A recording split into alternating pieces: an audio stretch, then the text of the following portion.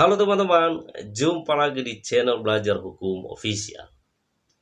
Nah, di video kali ini saya coba menanggapi pertanyaan dari teman-teman mengenai pemberhentian perangkat desa tanpa SK pemberhentian dari kepala desa.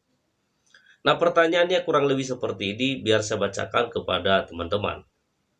Selamat malam Pak, kami dari Lahat Sumsel ingin meminta petunjuk. Masalah yang kami hadapi yaitu kepala desa sudah melantik perangkat desa baru tanpa mekanisme yang sebenarnya, dan SK pemberhentian kami pun tidak ada.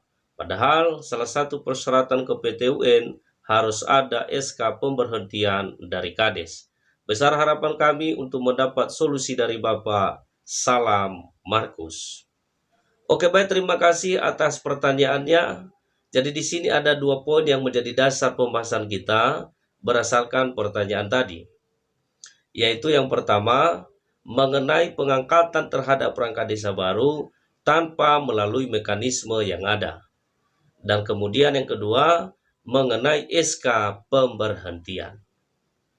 Nah, yang pertama, mengenai pengangkatan terhadap perangkat desa baru yang dilakukan oleh kepala desa tanpa melalui proses penjaringan dan penyaringan, maka langkah yang harus dilakukan adalah masyarakat mengajukan keberatan kepada kepala desa agar dilakukan pengangkatan terhadap perangkat desa dengan melalui proses penjaringan dan penyaringan bakal calon perangkat desa. Dan atau juga kemudian melaporkan kepada camat atau kepada DPMD dan atau menggugat ke Pengadilan Tata Usaha Negara agar SK pengangkatan terhadap perangkat desa yang dilakukan oleh kepala desa dibatalkan kembali karena tidak prosedural.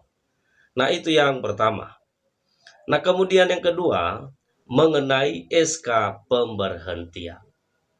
Nah, ketika kepala desa melakukan pemberhentian terhadap perangkat desa tanpa surat keputusan pemberhentian, maka sebenarnya kepala desa sedang menciptakan permasalahan yang baru.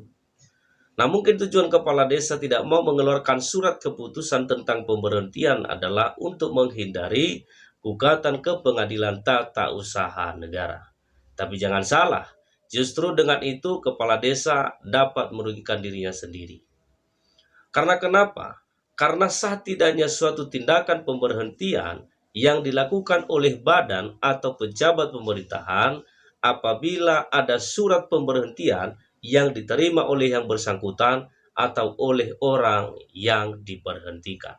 Jadi selama surat keputusan pemberhentian belum diterima oleh yang bersangkutan atau oleh orang yang diberhentikan, maka secara hukum hak dan kewajiban masih berlaku baginya, seperti siltap, honorarium, dan lain sebagainya. Nah, maka apabila haknya yang seharusnya diterima belum diberikan atau tidak diberikan, maka dapat menuntut haknya secara hukum kepada kepala desa.